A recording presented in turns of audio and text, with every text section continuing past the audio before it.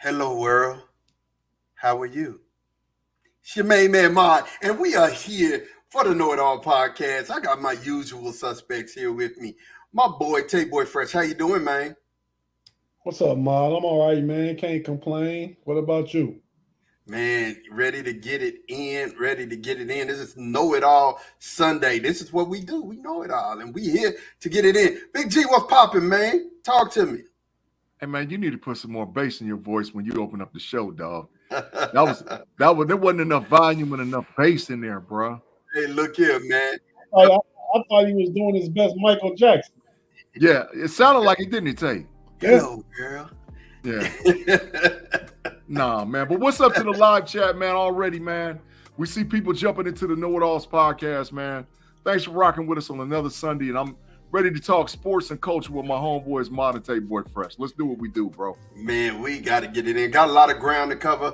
Man, we're going to mess around and get to this before we get to that. But before I do, I need for everybody right now to like and subscribe. Like and subscribe. Like us on Facebook.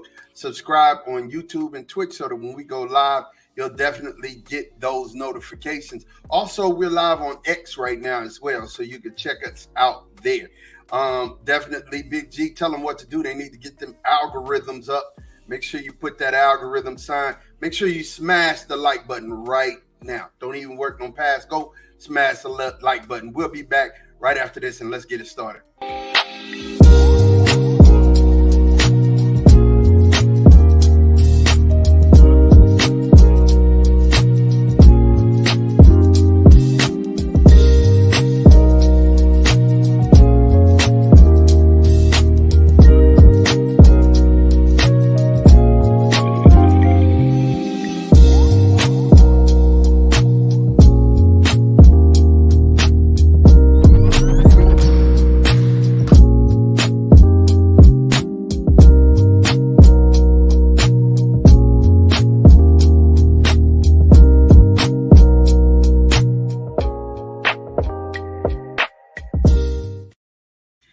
Yeah, man, we are back. I'm going to get it started, man. I'm throwing heat straight out the gate, man. Look, I need to know, first and foremost, there's surprise in the Western Conference, and they getting it crunk. I mean, the Western Conference is getting really, really thick. Sacramento messing around, getting DeMar DeRozan.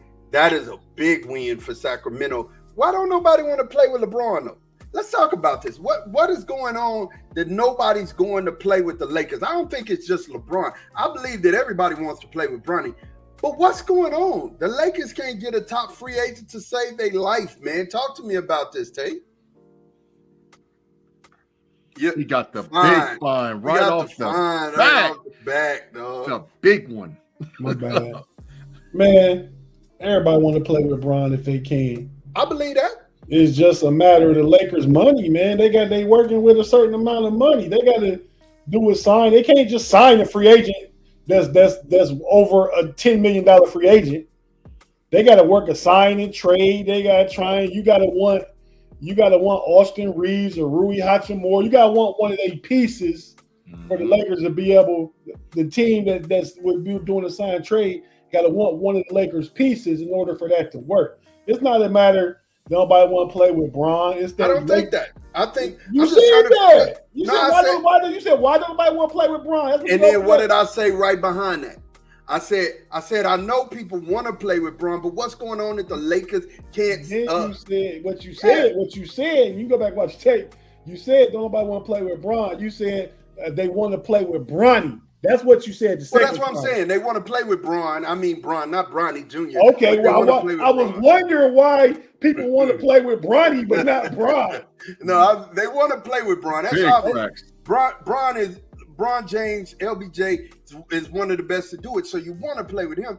I'm just wondering why the Lakers can't land a free agent. Well, and I think that was good for what you said. It's the bag. It's the money. You got LeBron he just took $3 million pay cut actually per year. So instead of getting that 55, I think he signed for like 52. I think he signed in 2 years with a 1 year option, so he can get out if he want after this year.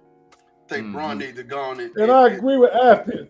R.I.P. Kyrie Jackson. He from right here where I'm at in Southern Maryland. That accident happened about 10, 15 minutes away from me, man. Everybody around here real sad. It's on the news, and people don't put memorials up on the road where it happened at and stuff. It's crazy. But yeah, so shout out to Kyrie Jackson and the other young men that died. Yeah, but yeah, man. But nah, Pete, it's just all got to do with the money. That's all I got to do with it. You got AD making like 60 million, Bron making like 52 with a pay cut. I mean, so yeah, it's just a matter of the money, man. That's all it is. Wow. Big G, talk to me, man. Why do you think the Lakers can't land a top free agent? I don't think they need to. I think the Los Angeles Lakers, listen, man, the Los Angeles Lakers were one of the most injured-prone teams in the NBA last year. They were only so many games out of the fourth or third position based on having all kind of injuries last year. AD played the most games he played in a long time, but we know his history. He's always down. And the rest of the supporting cast was there. I think the Lakers, based on what they received in the draft, got everything that they need to run. I like it. And you don't mess your young players up by trading them off, chasing the chip. What you do is you build the young players up and put them in position to win a chip. And I think with AD and Bron, you always in it anyway. If you got AD and Bron, you in the mix. So what has happened is the Western Conference has gotten tremendously better, considering teams like Minnesota done got better, Sacramento done got better. There's a lot of teams that's done moved pieces. So I think with AD and Bron, you got it anyway. And leave them youngsters alone. Let them youngsters build and learn what they need to learn, because that young boy from Tennessee is a dog. He is a dog. Commit. Yeah. It's commit, I think is commit. Right? Yeah. With Hachimura, Connect. Connect, Reeves, Hachimura, let him run. He got the jersey number 4, so he call him Connect 4. Yeah. And that's what he gonna be doing, is connecting 4 on them all day and night, Tate. He gonna be out there killing them. Yeah. As a rook, that boy got the green light. He got the green light right now. Can I ask a question? Mm-hmm. Why y'all so hype on the West? Like the West is something, but the East are reloaded too, and the defending champs is from the East. Oh, Tate, you already know. I ain't gonna get the bite. You ain't gonna hit me with the bite. That I understand. But the West is getting strong. I mean, they're getting stronger. That's all I'm saying. Is I don't see there's been moves made in the East, but are there moves that are like this one? You know what I'm saying? Are there moves like this? That's a big trash move. That's a big trash move. That's a good move. That's a horrible move. And they got the boy from New Orleans, right? That was for defense. They lost Jones. They lost Jones. They lost Exum. They lost Jones and they lost Exum. They reloaded. They got the boy from New Orleans. I'm looking it up right now. I forget his name, but he's one of their best. They lost Tim Hardaway Jr. too. Yeah, they lost Hardaway Jr., Exum, and Jones. They traded them, but they replaced them all, and I think those were all good moves.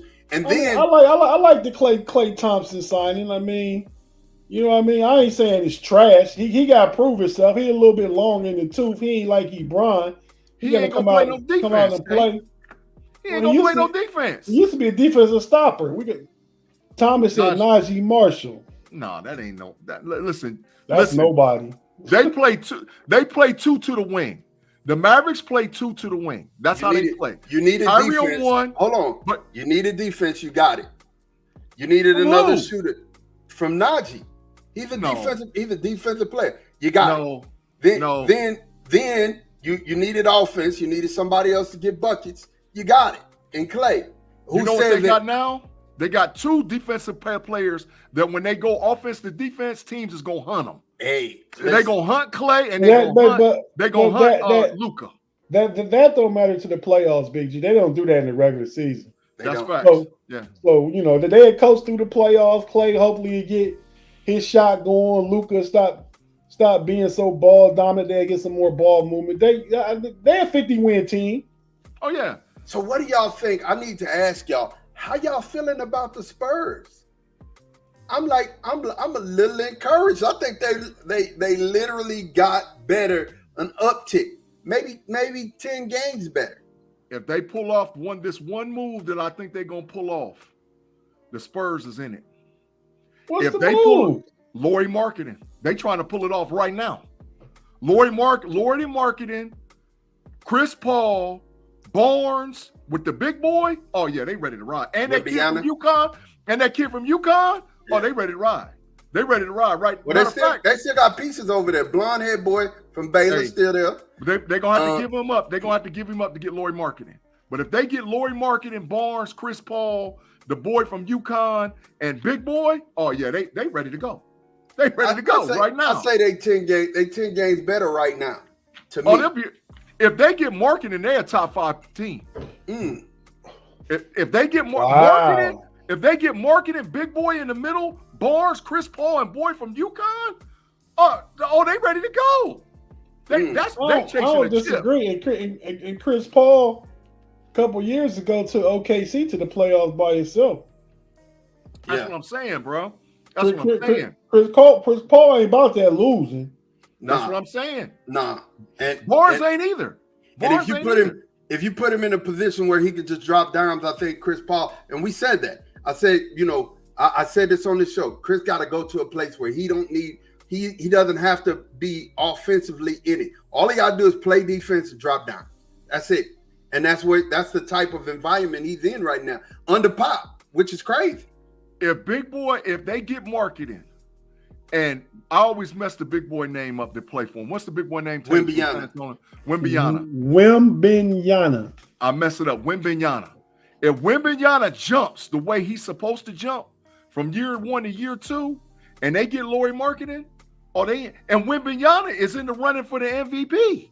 If they get Markkanen, they ready to go. That's big. They ready to go, bro. That's big, bro. Man, how you gonna stop them? Markkanen is 7 foot tall and can play every wing position and play every position. He can even play against the point guard. You got Barnes to play defense and shoot. You got Chris Paul play defense, and baby boy from UConn is the factor. Stephon Castle. That's right. That's right. They got a squad. They got a squad. So he said, if you can't remember the name, how good of a pick was it? Yeah, Marshall ain't gonna make no difference. Listen, so here's the deal.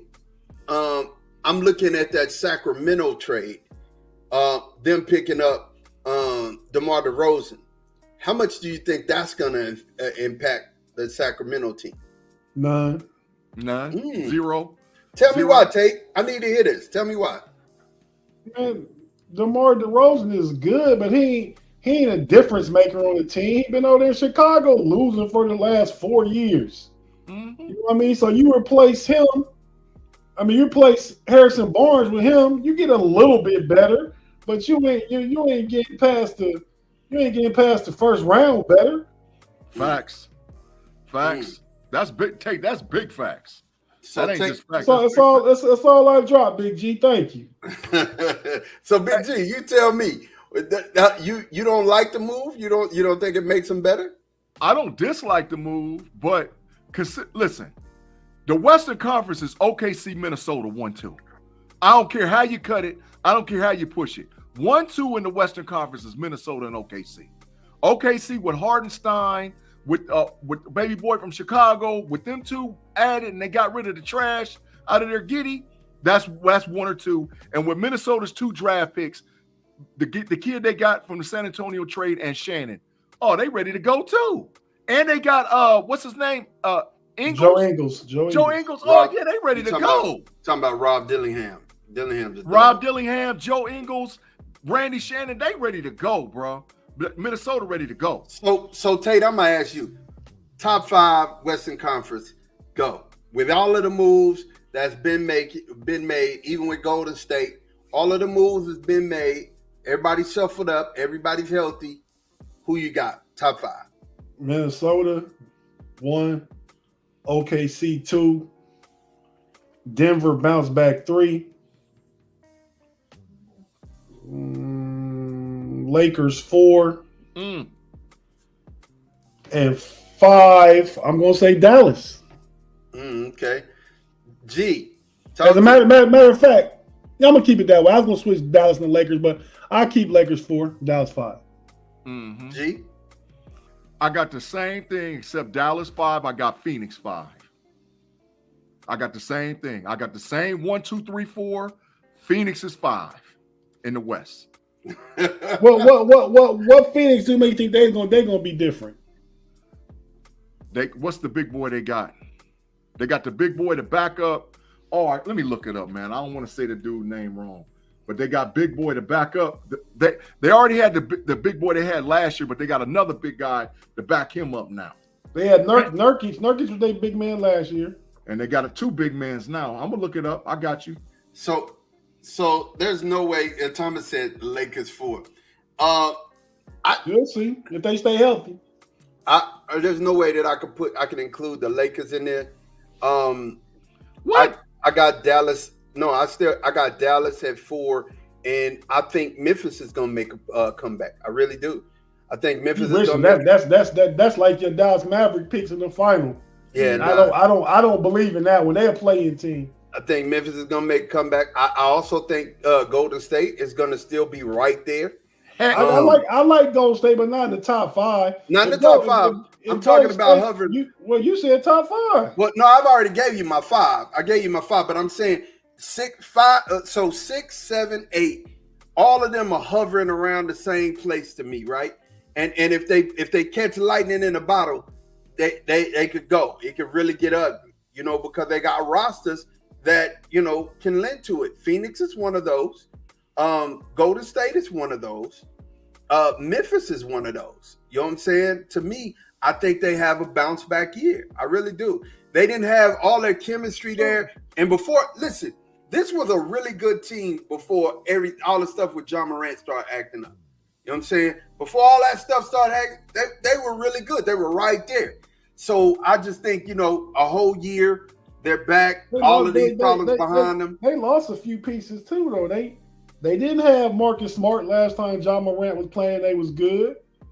But they picked up Marcus and the big dude from Michigan State, not Jaren Jackson, the dude came off the bench, muscular dude. Forgot his name. He played for Boston now, though. He gone. Yeah. Tillman. That's the thing. Yep. Yeah, and I mean, so yeah, when you say, I thought you saying Memphis in the top 5. You say Memphis could be a playing team. I don't disagree with you there. They could be a playing team. They're back. So you're gonna now. And my other question is, how good is the Pelicans? How Valanciunas is gone, bro. They about to break them boys up. Even though they got Murray from Atlanta, New Orleans is still good, but they gonna trade Ingram. They gonna break that up, man. It's gonna be Murray, McCollum, and Zion. They like Herb Jones and the dude Trey Murphy better than paying Ingram. That's why they get off of him. They don't need Ingram. They look at it like that. Mm-hmm. But yeah, I forgot about them. But they're gonna be in that range that everybody just named too. They're gonna be 6 through 10. Mm. I probably would put them 6. Mm. Yeah. Mm. I think I put Dallas. I think I put Dallas 6 and then put New Orleans 7 if I had to do it. Yeah, I don't see how we don't have Dallas in the top 5, bro. Like I don't see. I said Dallas was 5. No, Tate, I'm not talking about you. I was talking. Finished talking. 5. Listen, last year in the Western Conference, 5 and 6, the game separation was 1.5 games. If Luka doesn't come in his shape and Clay turns out to be a defensive liability, they're not as good as they were last year. Dallas was 5 last year. Correct. So there was a game and a half separating 5 and 6. There's not that much separation. So they could easily fall if Luka's not in shape and if Clay's a defensive liability, because based on your argument by saying that the Western Conference has gotten that much better, they can easily fall to 6. Luka's actually still hurt, but he's playing through. And they're going to be playing basketball for a little while now until no rest. It's no rest. So that means he can't get in shape. He can't get in shape, bro. He's playing basketball, bro. When you're injured, not in shape. When you're injured, for you to change your body, to get in shape and change your body, you have to have time away from the game. Matter of fact, it's not just in basketball; it's in every sport that exists. In order for you to change your body and get the shape that you need to get ready for the grind, you can't play. He should actually not play for his Olympic squad, sit out, rest his body, get in the best shape of his life, and come back to the NBA strong. But he's They trying gonna to be push done through, and quick he's not anyway. gonna. Yeah, he's not gonna help himself at all. I don't understand. When you That's stop the truth. playing and you just existing, you're getting out of shape. He's playing. No in professional athlete exists. G is saying to get in shape, you got to do stuff outside basketball. Yes. I think what you really mean is not so much get in shape, but actually change the way that your body is. So if you need to trim off weight, if you need to get stronger in some areas, that's what you're saying, other than being in actual. You do need to do that. Luka could easily drop 15 to 20 pounds and be so much quicker, be better on defense, everything. Get in shape. When he just enjoy on being some of our best players, don't want to put in the work in the offseason to come in ready to go. Mm-hmm. And that's what separates LeBron from everybody. That's big facts. Hey, when you got $20 million to actually spend on your body and invest in your body, he does it. That's why I was saying this today. It's my $1 son, million a year. Shout out to my son Deal. His 8th grade team won the tournament today. I appreciate him. I was out there and I got home and I was actually just chilling. But I was talking to some of the parents out there and I said, man, that's the thing I love about LeBron James. He has spent that much money and that much time on his body. And for 20 years, you can't say anything about this. In 20 years, the boy is still in tip-top shape. And I like that. I like that. Yeah. I mean, if you give yourself, if you have that type of money, you should be in that type of shape. Bro, and that's your only job. He spends about, like Tate said, about $1 million to $1.5 million every year. Every NBA player can do that. Every NBA player can do it. Not everyone can. Not everyone. Luka can do it. Joel Embiid can do it. The starters can. The starter, not the big. That's what we talking about. Why we talking about the little role players? We ain't talking about them. But when you say everybody, that means everybody. The top 100 players in the NBA could spend $1 million on their body a year easily and not miss nothing. They all making big bread, bruh. They making big bread. I think most of them just love having some time off to kick it and get on boats and yachts and drink and eat. That's the problem. That's the problem. Yeah, they don't want the chip. I agree. They don't want the chip. Hey, G, man, get ready. Go and take us to commercial. Thank you guys for rocking with us on another edition on the KnoItAllZ podcast.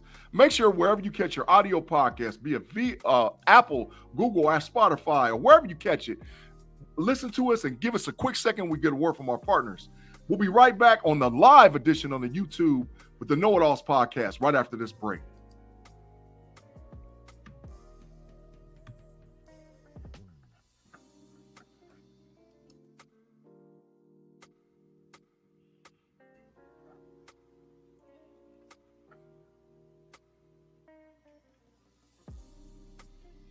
And we back, y'all. We back. Hey, speaking of basketball, USA, the basketball team here at the USA. Wait, real quick.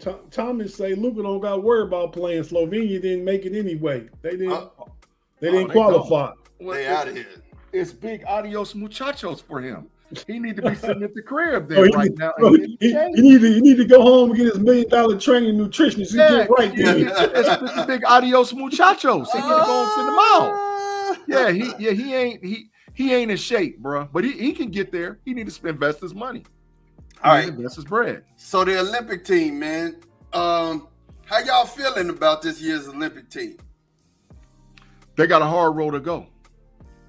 They should win the gold. They're the most talented team out there, but there's some teams that's going to cause problems with them. But what's going to happen? Listen, this is the whole thing with the USA team, in my opinion. Egos. Egos. Because the deal is, whether they realize it or not, it's still Michael Jordan's league. I mean, not Michael Jordan, LeBron James's league. It's still LeBron's league, and it's his squad. It's his USA team. So them youngsters need to get in line and let them do what they need to do. Tate already said the starting five: Bron, Curry, Tatum, KD, and Embiid. Everybody else, you come in when you get in when you fit in. It's still LeBron's team. And so if the egos get in the way, they could be in trouble. If they play together as a team, they're going to smash everybody they play. So even Canada? What do y'all think about Canada? I'd like to give the floor to Tate. Canada got a nice squad. I mean, they got a lot of NBA players. They obviously got Shea. They got Andrew Wiggins. They got Shea's cousin that played for the Minnesota Timberwolves. Mm-hmm.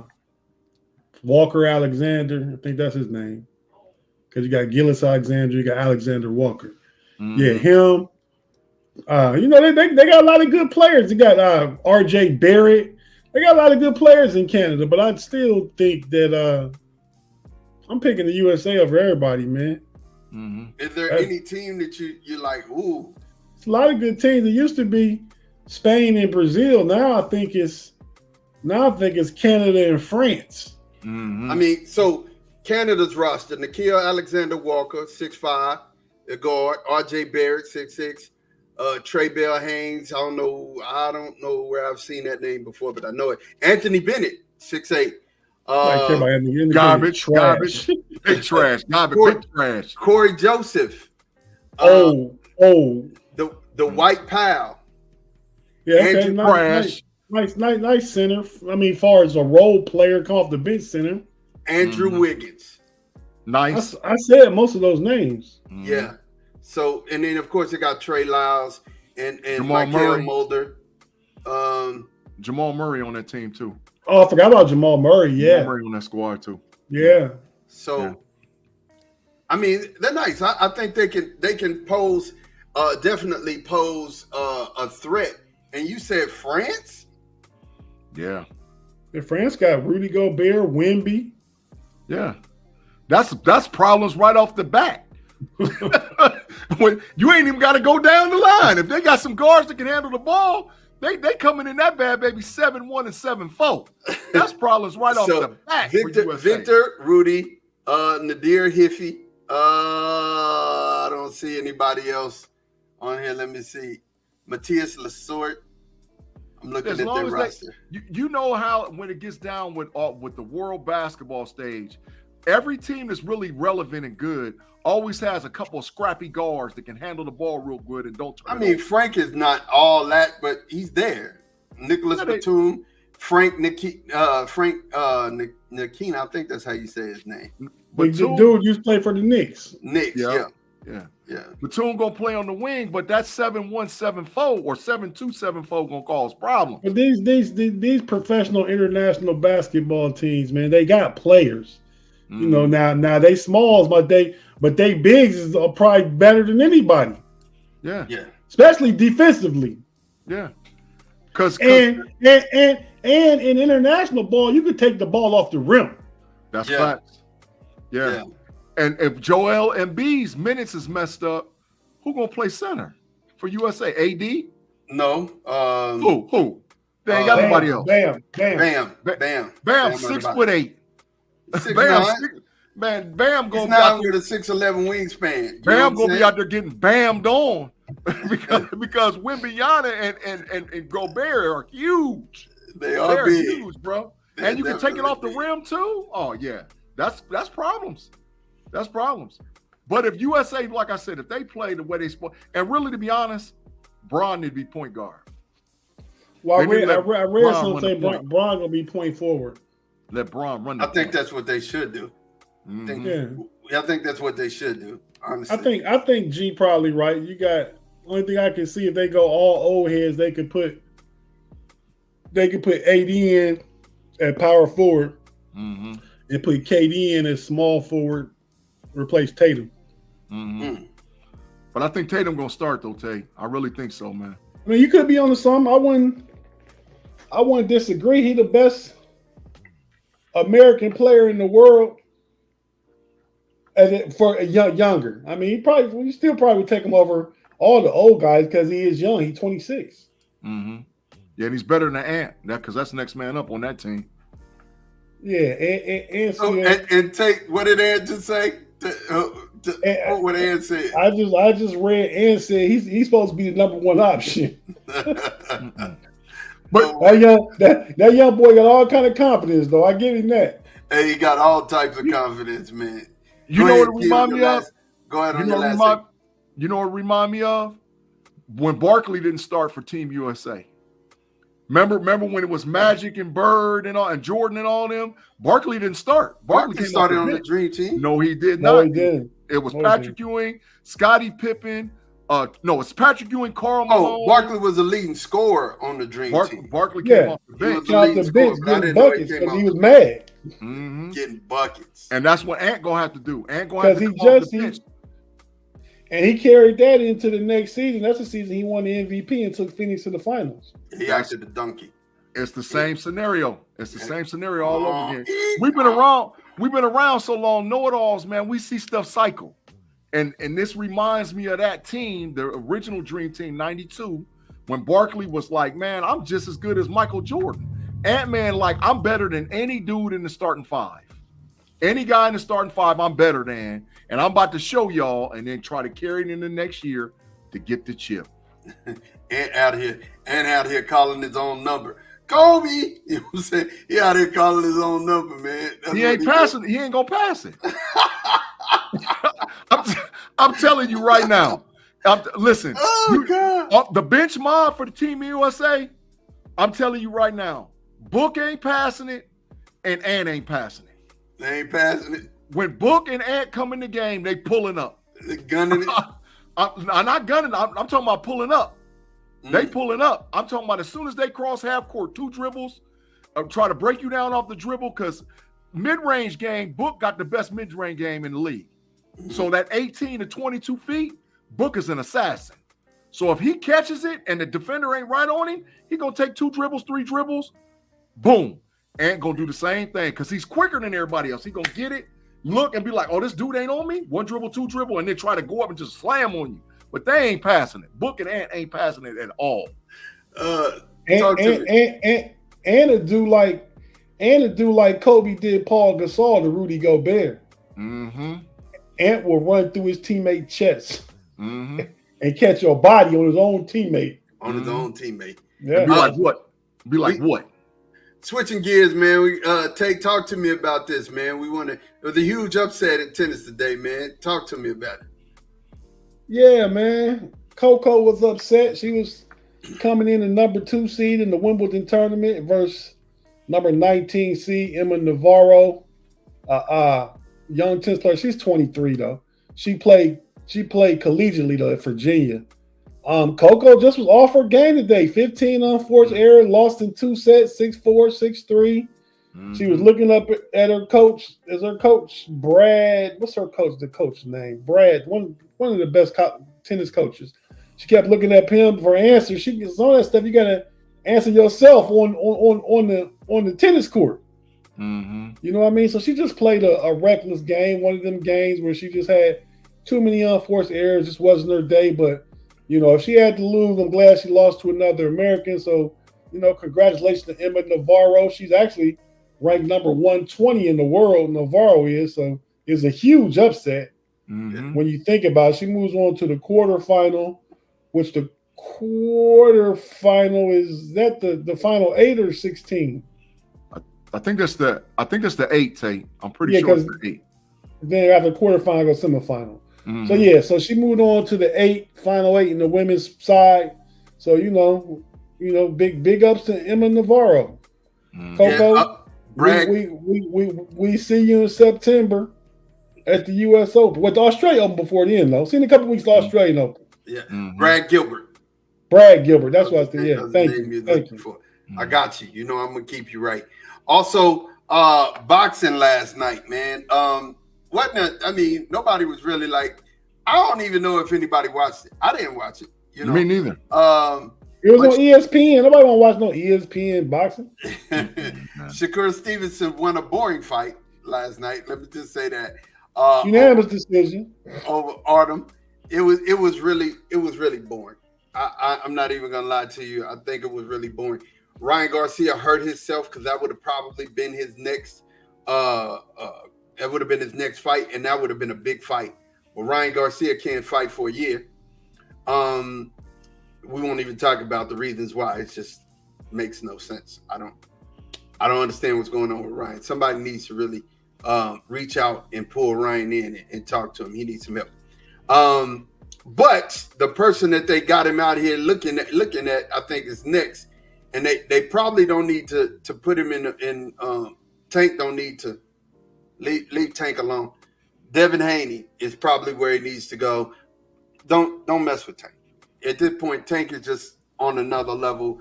I don't know what you guys feel about it, but watching Shakur, it was really boring, and I can't see Shakur even competing with Tank. What you think, Tate? Man, Shakur gets little ass knocked out. Quick. Out of there. Quick. You don't want no parts of Tank. I mean, you a little quick stick and move boxer, but Tank gonna knock you out. Mm-hmm. Period. Mm-hmm. He gonna stalk you down inside the ring like you a deer and he a hunter. He coming after you. He gonna walk you down. He gonna walk you down, and then you just gonna drop it. You don't want that smoke, Shakur. You from Newark, New Jersey. All y'all folks from New Jersey and New York. I mean, there ain't a whole bunch of great fighters from over that way. You know, Tank from Baltimore. I always say Baltimore, Philly, and Detroit. Don't mess with nobody from them cities because they will knock you out. Mm-hmm. I'm gonna tell you. What you think about it, G? You think the same thing? I mean, the sad truth of the matter is that boxing needs an injection of fresh new talent and a new direction, because boxing is in some trouble from a marketing standpoint and being able to get those best fights. I mean, you know, you think about the money that went through boxing in the 80s and the 90s and even the 2000s. Floyd carried the sport forever. There's no Money Mayweather walking around. So it's like, okay, who can we do to set the matchup to get these great fights that we always should have? And without getting a new superstar or a couple of superstars or up-and-comers, it's a hard road to go, because the other sports are doing their job to try to build and catch the king, which is football.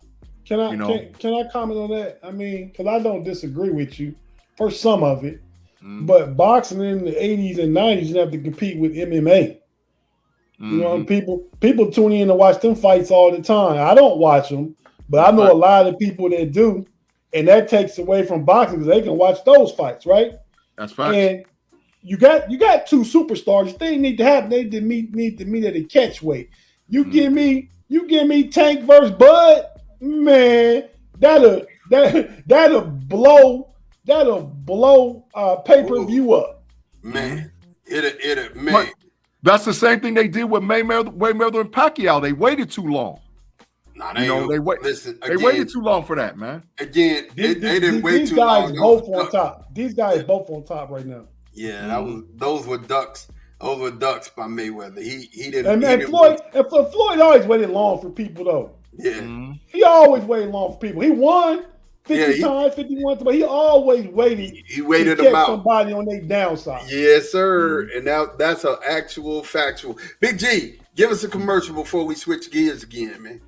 Thanks again for rocking with us on the Sunday podcast of the KnoItAllZ, where culture meets sports. If you're watching us live on YouTube, just give us a cause for the pause. If you're listening to us on audio, wherever you get your audio podcast, Spotify, Google, and or whatever, we'll be right back after a quick commercial break and a word from our partners.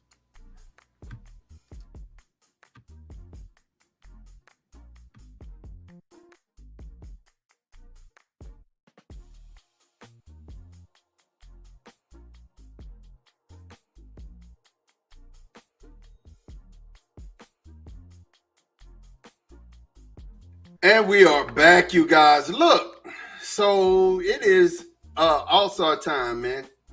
It is definitely time to catch up with some baseball here. And the All-Star team has just been voted on. We're supposed to, it's 5:30. We're supposed to get the bench for the All-Stars, but here's the starters. Catcher Adley Rutschman from the Orioles. First base Vladimir Guerrero from the Jays. And this is the American League, by the way. Second base Jose Altuve for the Astros. Shortstop Gunnar Henderson, the Orioles. The Orioles pretty good this year as well. Third base Jose Ramirez from the Guardians.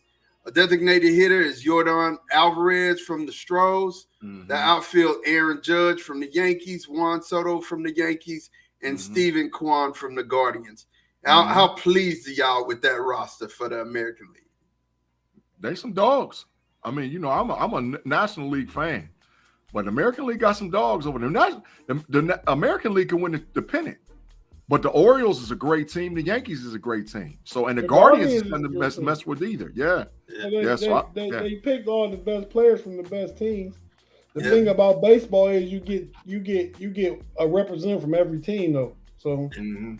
So National League, we got catcher William Contreras from the Brewers, Bryce Harper from the Phillies, second base Ketel Marte from the D-backs, shortstop Trey Turner from the Phillies, third base Alec Bohm from the Phillies, 3 Phillies, designated. We can see the smile on Big G's face over there. You already know what time it is. Designated hitter is Shohei. My guy, I got some stats I want to talk about with Shohei. Outfield, Christian Yelich, Brewers, Jerkson Profar from the Padres, and Fernando Tatis Jr. from the Padres. Tatis. How do y'all like that? How do you like the National League roster? De La Cruz didn't make the starting lineup? What kind of shenanigans? Oh, that's big trash. Go ahead, Tate. Go ahead, man. Say what you got to say. That's trash. De La Cruz should have been on that squad. No, I think he gonna be the representative from the Reds. They only get 1. He gonna make it. But yeah, man. I mean, 3 Phillies. The whole infield Phillies, ain't it? Yeah. First base. What you say? Shortstop and third base. Yeah, basically. Yeah. Basically. Yeah. So you know, I mean, again, the best team sending the most players. That's how it should be. You know what I mean? So I'm not mad at any of it. So here's the pitchers. They've announced it already. Garrett Crochet from the Sox, Tariq Skubal from the Tigers, Tanner Houck from the Sox. I hope the Tigers trade Skubal. I hope they trade him. Seth Lugo from the Royals. He a beast too. He had 13 strikeouts against the Reds today. But go ahead. I want him. Yeah. Cole Reagans from the Royals. Logan Gilbert from the Mariners. Corbin Burns from the Orioles, Tyler Anderson from the Angels, Mason Miller from the Athletics, Kirby Yates from the Rangers, Clay Holmes from the Yankees, and Emmanuel Chase. That is your pitching for the All-Star game. The reserves is catcher Salvador Perez from the Royals, Carlos Correa from the Twins, Rafael Devers from the Red Sox, Marcus Semien from the Rangers, Kyle Tucker from the Stros, Josh Naylor from the Guardians, Isaac Paredes, third baseman for the Tampa Bay Rays, Bobby Witt, Kansas City Royals. There's a lot of Royals on here. Outfielder Jarren Duran from the Sox, Riley Green from the Tigers, and David Fry from the Guardians. The National League, the pitchers were Ranger Suarez from the Phillies, another Philly. Tyler Glasnow from the Dodgers. Cy Young Suarez. Just get it right. Say his name right. Cy Young Suarez. Shada Amanga from the Chicago Cubs. Ronaldo Lopez from the Braves. First Brave. Logan Webb from the Giants. Paul Skeens from the Pirates. Chris Sale from the Braves. Zach Wheeler, another Philadelphia Philly. The Ryan Hesley from the Cardinals. Tanner Scott, I know Tim is happy. He got a Cardinal in it. Tanner Scott from the Marlins. Robert Suarez from the Padres. Matt Strom from the Phillies. And Jeff Hoffman from the Phillies. God damn. De La Cruz didn't make the squad. Might as well. That's the pitching. That's the pitching. Oh, okay, yeah. Might as well just say the Phillies were the all-star team. Might just say the Phillies is the all-star You know what time it is? Why we even have this debate? Catcher Will Smith from the Dodgers. Mookie Betts, shortstop from the Dodgers. Freddie Freeman, first baseman from the Dodgers. And outfielder Teoscar Hernandez from the Dodgers. Ellie De La Cruz, shortstop from the Reds. C.J. Abrams from the Nationals. Ryan McMahon, a third baseman from the Rockies. Outfielder Jackson Merrill from the Padres. Eloy Ramos from the Giants. Brian Reynolds from the Pirates. Marcel Ozuna from the Braves, another Brave. Luis Reyes from the Padres, and then Pete Alonso from the Mets. There is your full, complete all-star roster. You didn't say Ronald Acuna Jr.? I did not. He didn't make the Acuna squad. did not make it. Wow. He didn't make the squad. He did not make it. But when we're looking at stats, man, I'm gonna tell you, man, we might have we're just witnessing greatness with Shohei, man. I'm impressed. Like every time I look around and I look at Shohei. You've been on the Shohei thing for a long time. I give you that. A couple years ago, you were saying how good he was, but he not having. How come you didn't get it? You didn't get his spotlight to Aaron Judge. That's big facts. So let's talk. Aaron Judge had the better season than Shohei right now. Let's talk about that. Shohei is batting .316. He's third. He's batting .316. Aaron Judge has 32 home runs. Absolutely. And what's he batting? He's not in the top 5. I can tell you that. Hold on, let me tell you. Aaron Judge is number 6. He's batting .312. And what's Shohei batting? Shohei is batting .316. 4 points better, right? How many home runs Shohei got? I'm finna get to it. He ain't got no 32. Aaron Judge has 32. Shohei has 28. Okay.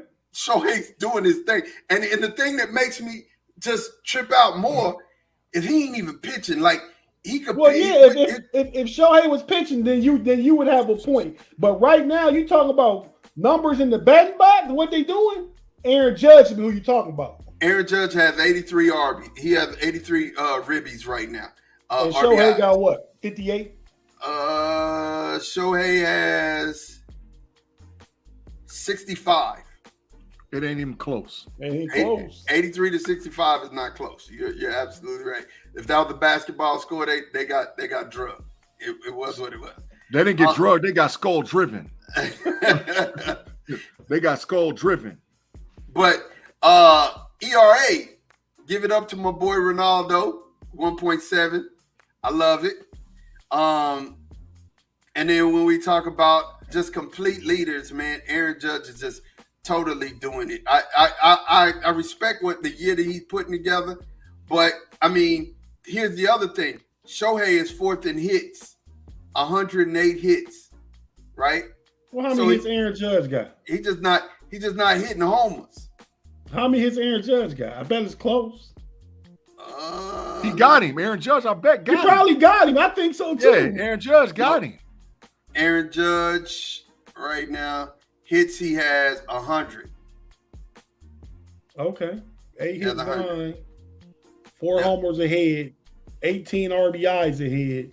We shouldn't even be talking about Shohei. We talking about the best player in baseball through the All-Star break this year. Man. 1, 2, 3 should go. It should go Judge, Shohei, Harper. 1, 2, 3. Agreed. And the only reason why Harper is third is because he's been hurt. He ain't played in like 3 weeks. Yeah. So and that's right, Tim. That's right. What? He had season-ending ACL tear, won't be an All-Star. Listen. He out for the year? He gone. Cook. I didn't know that. Cook. Let me ask you a question. And I'm not gonna ask Tate because he knows the answer. How many stolen bases do you think Ellie De La Cruz has right now? Sean? He lead all baseball probably. He does, but how many do you think he has right now? I'm not gonna guess, but I know he leads all baseball. I don't know for sure but I know I'm right because he lead all baseball. Take a guess. What would you think? I say 40, 35. You are super close. Tell him how many it was, Tate. I think it's 39. No, 43. 43? 43 stolen bases. You don't know who's close, who's right behind him? When they closest, probably only got about not even 30 yet. He ain't even got 30 yet. Absolutely. Hey, Tate. 28 is the number.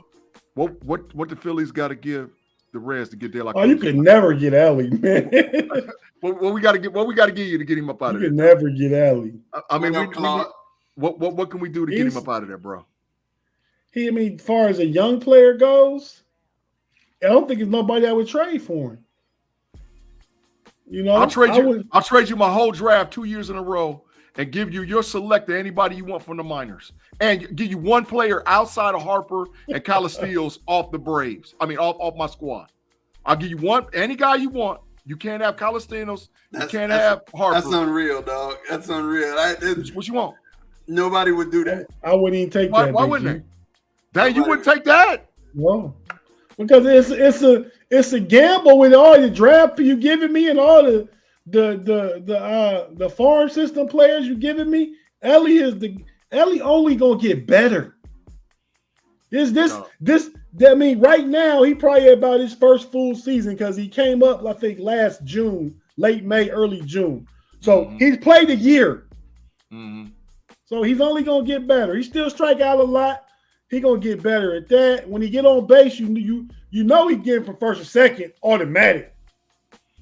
I'll give you 10 for 1 and $20 million. he out here just trying to still make deals. He's trying to make these Herschel Walker deals, man. I give you 10 for 1, $20 million, and pick swaps for 3 years in a row. I'll do it, man. Okay. Not even head up for Bryce Harper. Just because Bryce Harper is older. I ain't giving up Harper, Bryce. Castellanos, Harper. I'll give up Braum. I'll give him up. Let me get Delacour.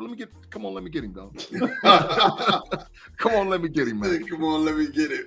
I don't understand it. This is what we looking like, man, on our 3 teams. 58, 32, 49, 39, 42, and 48. Some movement still to be made. We can shuffle some things around. We can get to where we need to get. I told you 3 weeks ago on the podcast that the Atlanta Braves would not catch the Philadelphia Phillies. The Philadelphia Phillies have more injuries than anybody. They just got 2 out of 3 of them, and then in the exact same position they was 3 weeks ago. They smashed y'all today. Yeah, they smashed it. They won 2 out of 3 against us, and we still 9 up on them. They ain't catching us. They ain't gonna catch us, bro. I keep trying to explain it to Marty. You don't want to hear it. Hey, man. Well, they just got to make the playoffs. You see them in the playoffs, everything's 0-0. We're going to smash them, too, in the playoffs. The Acuna loss was big. And I mean, but I'm just going to say, we're going to be all right. We're going to rally the ships. We're going to do what we need to do. Corner time? I'm not saying we catching y'all.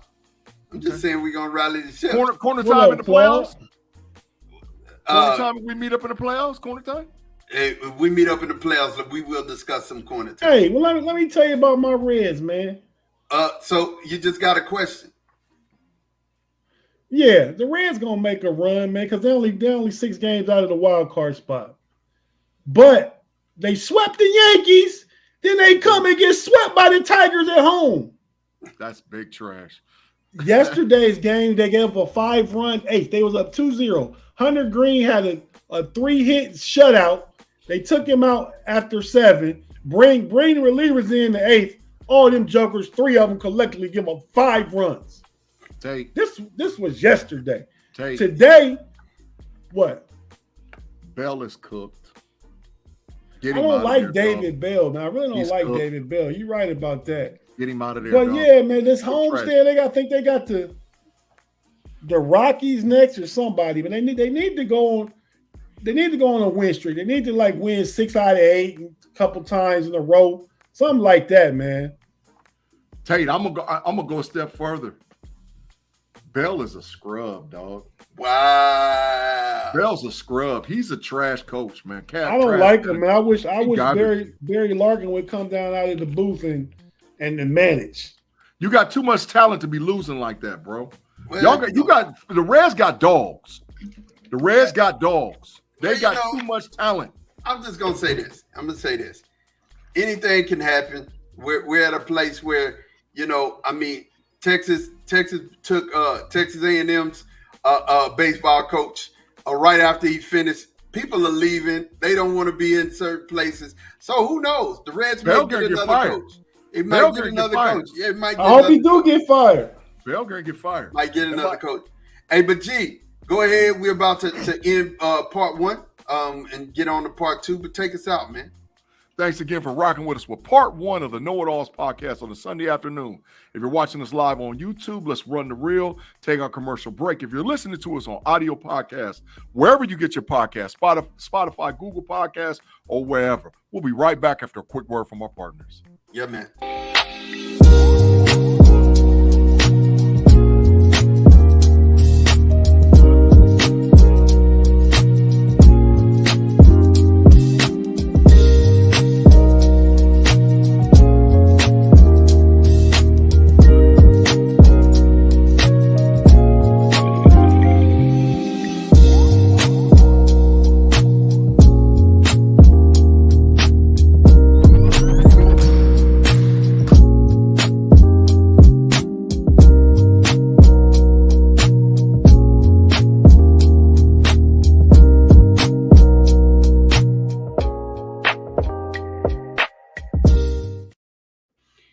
And we are back. We are back. You know, I've been hearing a lot of conversation, man.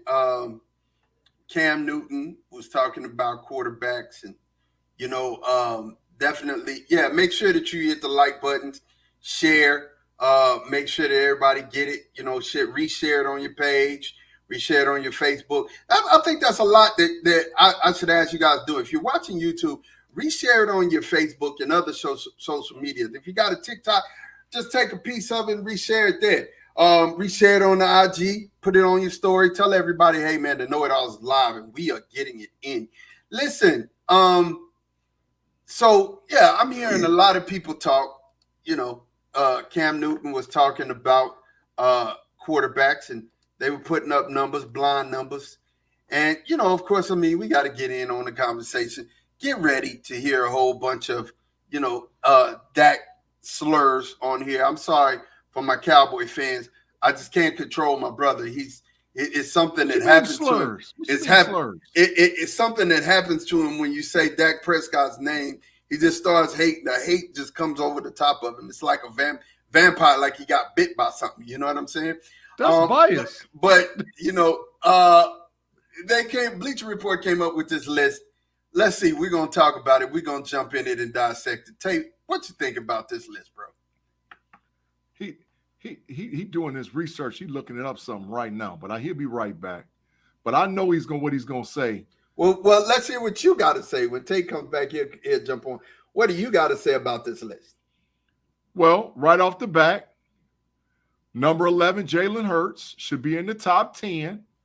Number 12, Jared Goff should be in the top 10. Brock Purdy should not be in the top 10.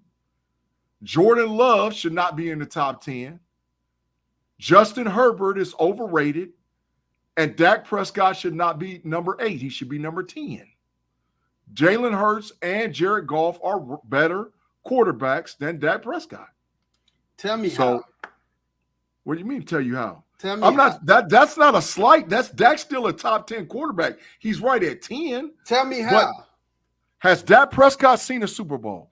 We're not talking about that. We're talking about numbers. If you're talking about just pure numbers. This is the argument. Pure numbers. So pure numbers, that means LeBron James is the best basketball player. I'm asking you pure numbers right now. Pure numbers. For if you say pure numbers. We're not talking about basketball. We're talking about quarterbacks.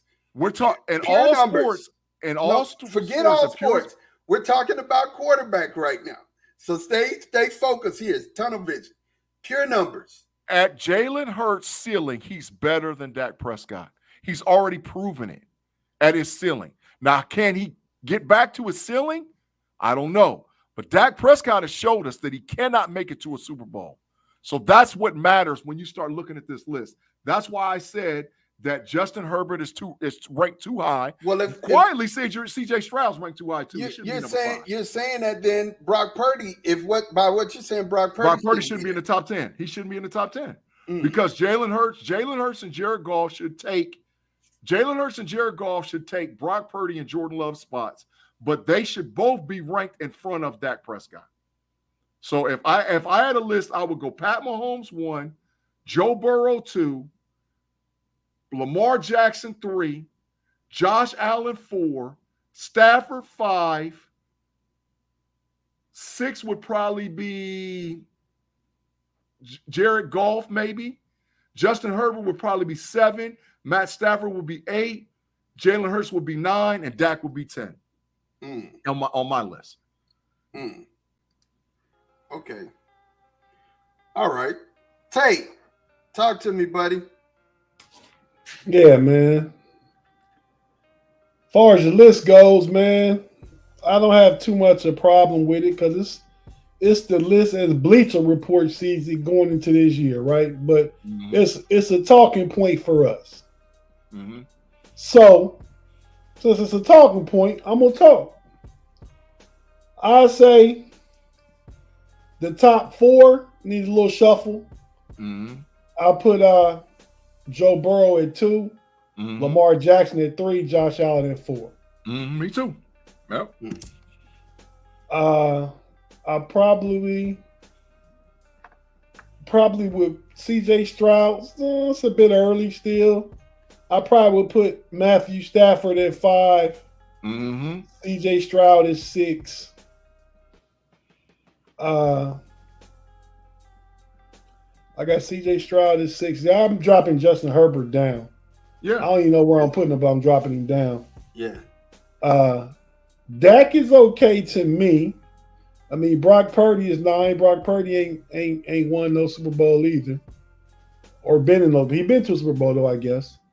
But he just got a year and a half sample size. Dak has been consistent, and we talking about going into the regular season. Dak choke it up in the playoffs. So I'll have a problem where he's at. Jordan Love had a good last 8 games last year. I like where he's trending, but I can't put him in the top 10 just off last 8 games last year.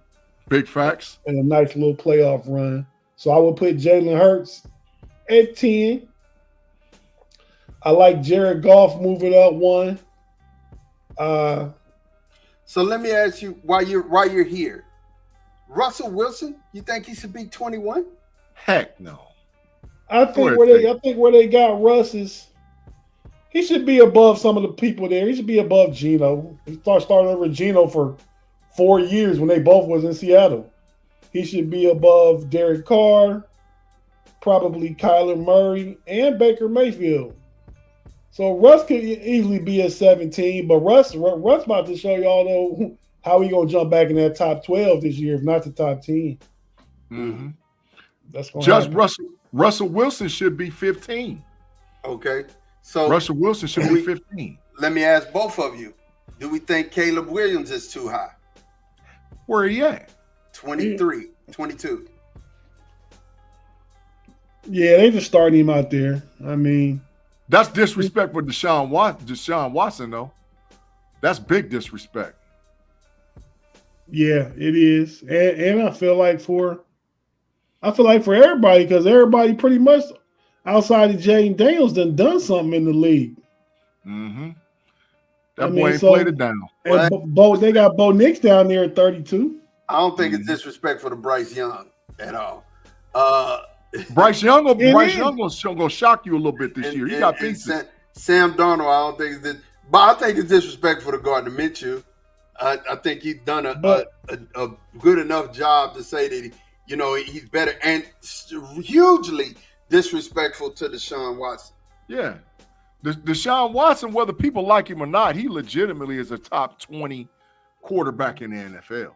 Whether people like him or not, his issue is just he can't stay healthy now. Yeah. Ever since he got the bag, he can't stay healthy. But Caleb ain't played it down. That's where I'm at. Caleb ain't played it down, so I'm taking Anthony Bennett over him. I'm taking Richardson. You taking Anthony Richardson over him? Yeah, that's what I said. Who did I say? Bennett. Yeah, I meant Anthony Richardson. I'm taking Will Levis over him. I'm taking Daniel Jones because they've all played. They've all thrown touchdowns and done stuff in the league. Yep. Okay, so let's read some of these comments. Herbert should be in the 11 to 21. Agreed. Yeah, he should not be. He should. Mod, you know Herbert. Do you know Herbert's record, Mod? It's horrible. It's 30 and 32 with no playoff wins. Garbanzo. Tim said G and Tate giving Joe B respect. I have to have Joe B. I have to have Joe B at number 2 too. There's no way. Josh Allen is not number 2. So Joe B would be number 2 for me. Lamar Jackson would be number 3. And so so we agree on the top 4 then. Our top 4 is all the same. We agree. I don't understand it. Afton said, I don't know how you rank rookies when they haven't played it down in the league. Absolutely. B-Dirt said Caleb ain't signed a contract yet. Yeah. He said 100%. Now, here's a good question. Would you have Russ at 15 if he was still in Denver? Probably. I mean, he had 26 touchdowns, 8 interceptions last year. He was like top 5 in some different categories. I mean, that whole Sean Payton narrative got out of control. They threw Russ under the bus, and a lot of blame got put on Russ. I mean, now he was 7-8 when they took him out. He won 5 straight games at one point to get him in the playoff race. And after starting 1-5, they got to 6-6. They took him out because of contractual things, so they didn't want him to get hurt and them owe him a lot of money, and they knew they was getting off of him. So that narrative about Russ is kind of drummed up quite a bit. But Russ could easily have been 15. He beat Mahomes and Josh Allen in both their house last year. 26 tubbies, 8 interceptions, won 5 straight. Got him to because the defense. Remember early, the Denver defense gave up 70 points to the Miami Dolphins. Facts. And check this out. You're gonna see about Russ week 1 and week 2 right off the bat because it's Arthur Smith revenge game week 1, so he's gonna turn it up against Atlanta. He gonna let Russ cook. And week 2, we play the Broncos. Russ gonna mess around and have about 650 by the end of week 2. He gonna have about 650 and about 4 tutties by week. And people gonna be like, "Oh God, Russ is back," because they gonna turn up. They gonna, man, I already know what's gonna happen in Pittsburgh. Them first 2 weeks, we gonna try to break that scoreboard. The first 2, because they revenge games. Arthur Smith got one. He got one in the chamber for Atlanta. One in the chamber. And going to Denver, oh my God. Man, Russie gonna turn up against Denver. So you already know what time it is, man. You already know. I love it. He said Russ's biggest issue is he holds on to the ball too long. He did it in Seattle and Denver. He does that. And his athleticism is lessened now because of age. Go ahead, Tay. I got a statement to make. He can't hold on to the ball as long as he has in past seasons. Do you know why NFL? Go ahead. But he's going to be helped with Arthur Smith's offense and the run game and the bootleg rollouts and all those plays like that Arthur Smith has. If he did it with Tannehill, what do you think he's going to do with Russ? Mm-hmm. And do you know why NFL quarterbacks hold on to the ball too long? Because they're trying to extend plays to keep their offensive team on the field. Because either they're losing or they're in a shootout trying to hang in there. That's why NFL quarterbacks hold on to the ball too long. They go back and vet it, check all the stats. And to support your theory, there are crossing routes that take longer now, but they're scheming up routes for wide receivers that take longer to develop. So the quarterback has to hold on. Why do you think it's so important? See, Russ is going to get better. Russ is going to get better just by osmosis. I'm going to tell you why. He's got an offensive line that can protect him, somewhat protect, and he has a running game. So those 2 things make quarterbacks better. You know what I'm saying? Those things take quarterbacks to the next, which is why I think Lamar Jackson and them stay right where they are. They're not going to be I don't think that they're going to be the cream of the crop or just over the top. But when you can turn around and hand it to a running back and you're not running for your life, that helps. Now, they didn't improve their offensive line at the way that the Steelers did, the way that the Cowboys did, the way that the Chiefs did. But still, in all, you have to put a line in front of your quarterback in the NFL. It's still the NFL. Football is all about the trenches. You can we pay attention to the people who score touchdowns. We pay attention to the people who get interceptions, but we don't pay attention to the big uglies. And the big uglies are who win it. The big uglies who win the game for you. That's it. That's true, bro. But listen, even to say this, to give Dak Prescott some credit, all right? Dak gets rid of the ball. Now, he might throw it to the wrong team, But Dak ain't gonna hold on to that football.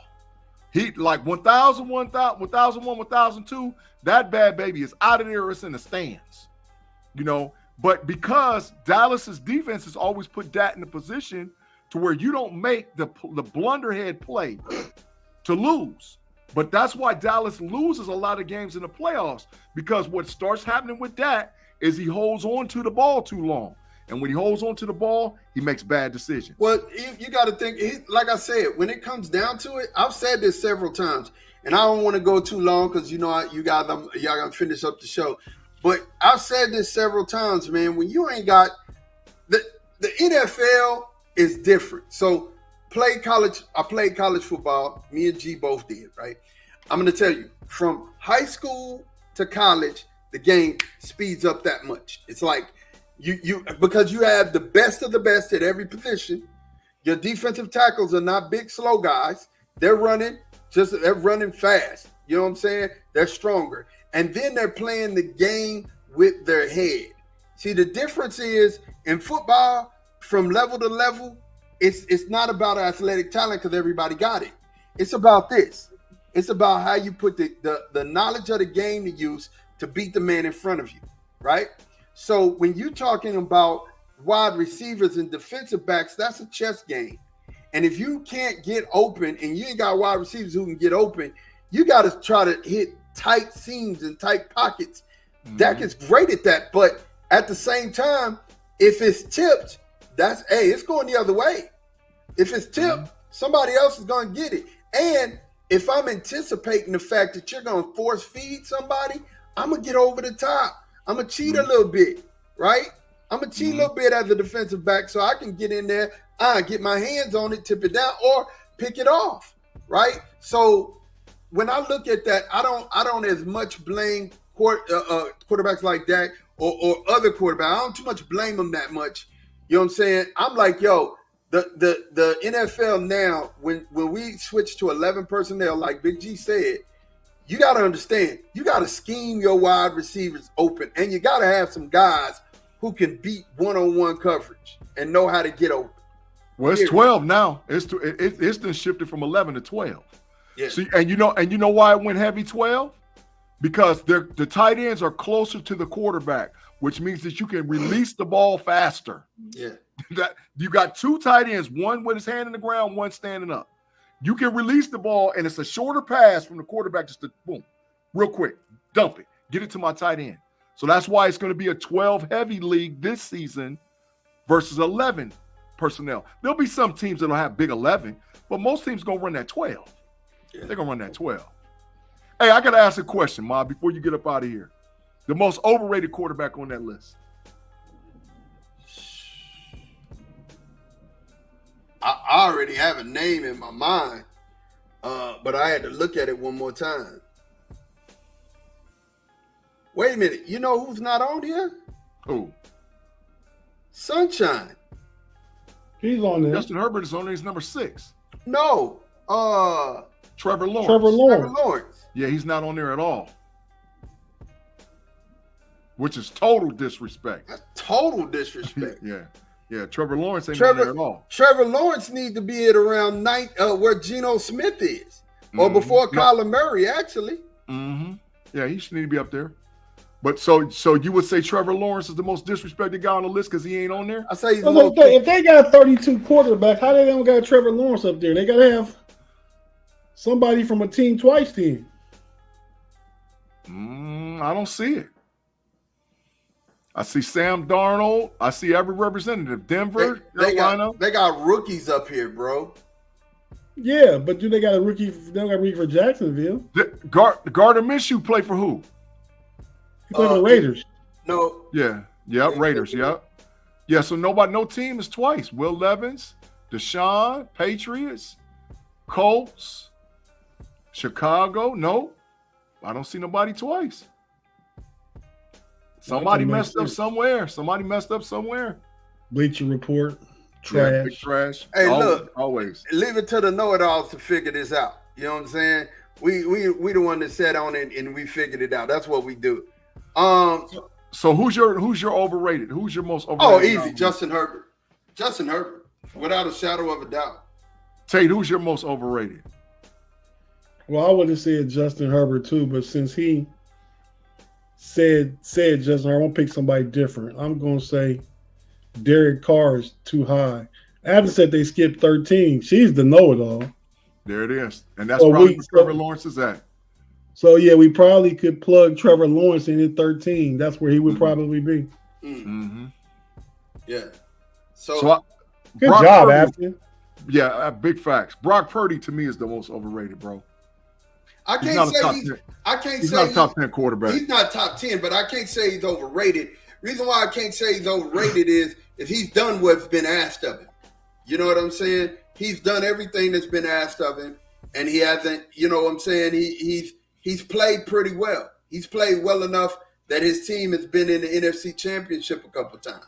You know what I'm saying? So went to a bowl. They went to a bowl. Yeah. So to me, I'm not putting him down at all. I think, honestly, I think he's top 15, but not top 10. Top 15 though.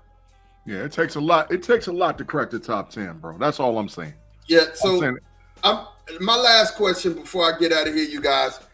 I've been seeing all of the images that's been floating around from my team. The youngsters have been in their uniforms. Who's got you the most excited seeing them in their unis this year in the team pictures?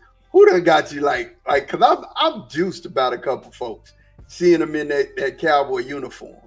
You talking about for the Steelers? Yes. I'll let Tate go first because I know I'm gonna take one of his people. So I'll let him go first. Just how they look in their uniforms? Yeah. Like just seeing the team pictures come through, everybody taking pictures. Enough said. Say less. Man, Peasy Jr. and Justin Fields. It's a wrap. I got Justin Fields in the uniform, but I got enough. When I saw Patrick Queen in that uniform, I was like, oh my God. I had to look like, oh my God, we really do have Patrick Queen. Oh my God. I love it. So I was so hyped, man, when I seen him. He had the big visor and he wearing number 6. Oh, come on, dog. Patrick Queen gonna be causing problems, man. Yeah, he is. He is. I like that. Man, for me, it's Tyler Guyton. Y'all keep watching. Y'all keep watching Special Surprise. I'm not going to say anything else other than that. And then seeing Zeke back, man. Seeing Zeke back, bro. Big trash. That's seeing Zeke back, man. I'm not gonna lie, man. Seeing Zeke back.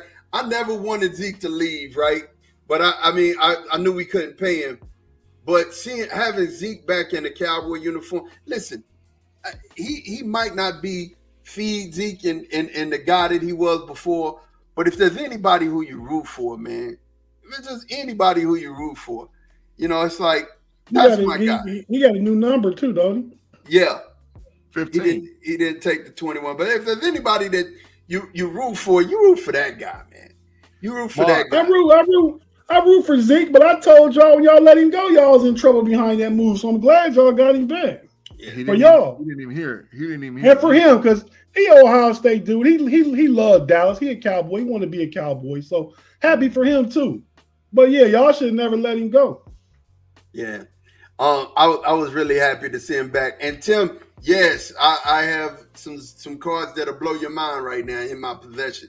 Big G has seen them. You see what Claude talking about over there? Is this Matrix worthy for Claude, man? How many times did I have to tell you guys stop taking the national media's list as real valued news? No, you're right. We don't. But it's a talking point. It was just a talking point. That's all. It was a talking point.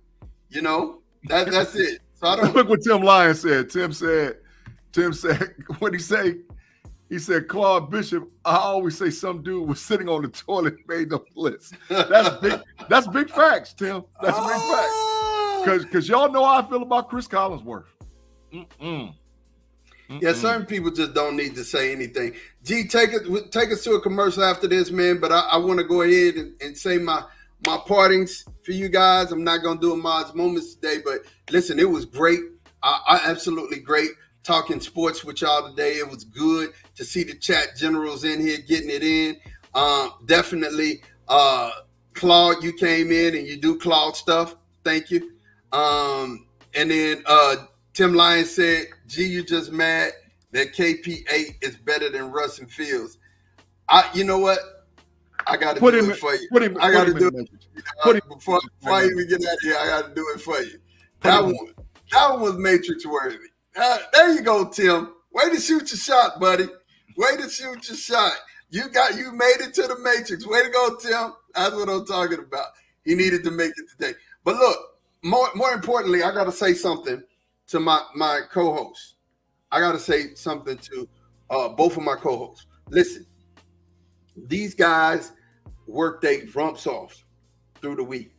And they do so many podcasts, so many different podcasts. To be here with you guys today is just remarkable. We do this every week.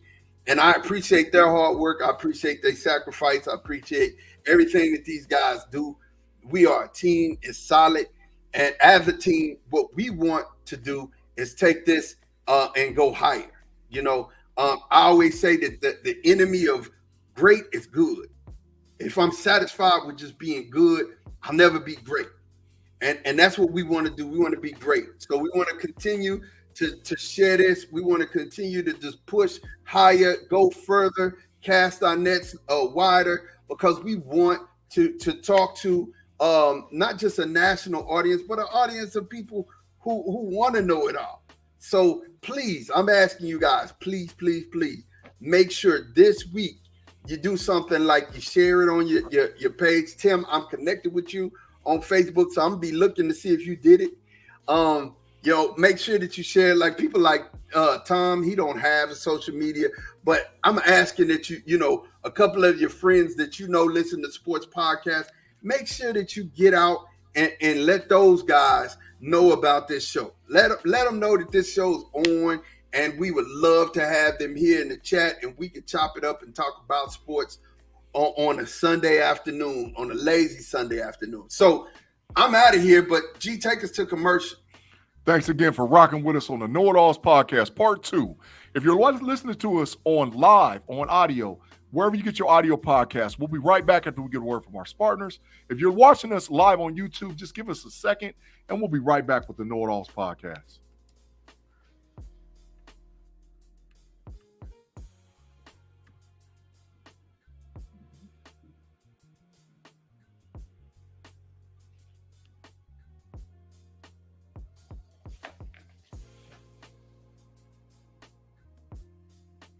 And we're back with the KnoItAllZ podcast. Me and Tay Boy Fresh gonna rock it out and finish it off. Tay, I just got a couple more topics, but I got one more football topic with you before we get off the pod. Right now, today, 7/7/2024, we got less than 21 days till camp actually kicks off. Who do you believe will win the AFC North? I want to know from Tay Boy Fresh, because I think out of all three of us that's on the KnoItAllZ podcast, you're the most unbiased. So I want realistic answer, realistic thoughts. Who do you really believe will win the AFC North? That's a super tough question, Big G, because it's the toughest. That's why I asked it. Toughest division in football. Yep. If I'm looking at it, I'm biased, right? Unbiased. That's why you coming to me. Yeah, big facts. I'm gonna say Baltimore falls off a little bit. They was 13-4 last year. They lost Patrick Quinn. They lost a defensive coordinator. The O-line, so they fall off a little bit. Mm-hmm. Cleveland finished 11-6. Mm-hmm. I got them falling off a little bit, not because of anything they've done, just because it's the toughest division in football. They was 11-6 last year, which was a great season. Burrow was hurt. We had Kenny Pickett and Mitch Trubisky. Mm-hmm. So instead of 11-6, they could fall off to 9-8. Okay. 10-7 maybe. Mm-hmm. I'm gonna say Pittsburgh has the toughest back half schedule. because they played 6 division games in the last 8 in Kansas City and Philly. Big facts. So, but Tomlin always going to have them above, well, now since the 17 games, above 500. Always. So we looking at 11-6, 12-5, I think. But Cincinnati is going to be my pick. Oh. Long as Joe Burrow plays healthy, they play a last place schedule. They get to play the Patriots, Carolina, some other scrub teams, Tennessee, so I got the Bengals winning the division, being unbiased. Pittsburgh finishes second. Baltimore finishing third, but all 3 make the playoffs again. Tate, I promise you, I was really going to say that. And I'm not, and I'm biased like a mug for the Steelers. But I really was going to really honestly say that I think that the Cincinnati Bengals will probably win the division, because I think the biggest thing that they did, or biggest improvement they did, is they fixed their offensive line, and they have the ability to protect Joe Burrow. And when you can protect Joe Burrow, quiet as is kept. I know Lamar Jackson's a 2-time MVP, but I don't think that there's a better quarterback in the AFC North than Joe Burrow. Matter of fact, outside of Patrick Mahomes, I don't think there's a better quarterback in the NFL. That matters, Big G. I certainly agree with you. But to me, the biggest component of it is them extra easy games they get to play. No game that goes easy, but they play in Carolina again. They play in Tennessee. They play in New England. They play in a last place schedule. So them 3 or 4 games they get to play against other divisions, last place teams, is going to make a difference when the other teams are playing tougher teams. Say, look, so Claude said to mute you, man. Is that Matrix worthy, Tate? Nah, he just don't want to hear it. That's all he's saying. But hey, man, I'm just here to spit facts. Yeah, big facts. Tim Lyons said, "Wow," and Tim Lyons said, "Where's Tate and G? Aliens abducted them." Nah, Tim, we just I'm putting it out there and being honest, man. I think it's going to be a dogfight. I do believe that 3 teams from the AFC North will make the playoffs. And it could end up where 3 teams have the same record. I mean, that really could happen. It could happen. But I just think that when it comes down to little small, I give us the edge defensively. I give us the edge coaching-wise in the whole division. We got the best coach and we got the best defense. But Cincinnati has the best quarterback. That's where I see it. I mean, I might, that could be biased. But I think that's what it comes down to, because those are the 3 elements that win you games: quarterback play, coaching, and defensive play. We got 2 out of the 3, but that quarterback is nice over there in Cincinnati, Tate. Agreed? Yeah, but I've got Burrow number 2. Yeah, big facts. All right. Now, we got, like I said, a couple more subjects, man. The preseason All-American college football team came out, right? There was only one, and I wish Ma was here for this one because I was going to tear him up. There was only one Texas Longhorn that made the preseason All-American team. He was their left tackle that made it. Tate, we had 3 Buckeye boys on there. But Georgia had 4 players, and 2 of them, I didn't even know who they were. So, shout out to the Buckeyes that made it, but even more so, this preseason All-American list, and Tate, I'm being realistic. It's the first time in about maybe 20 years I saw legitimately 20 first-round NFL draft picks. Legitimately 20 first-round NFL. They'll all be in next year's draft. And I was like, oh, my God. This is one of the most – 20 Buckeyes going to get drafted? No, 20 on the All-American. Because, see, normally the All-American list is not always scattered with guys that are NFL first-round draft picks. But I think this year's All-American team has 20 NFL draft picks across the board. I think they got it. And so I'm like, man, I was looking at the first team, and I was like, oh, my God, yeah, they're filled up with big-time players. So knowing that, I just want to get your reaction to, like, do you think that this college football season we will have more guys that are just big-time players at the next level, or do you think that they got a lot to prove this year? Because, Tate, I'm saying the grind is real. You might got to win 16 or 17 to get the chip.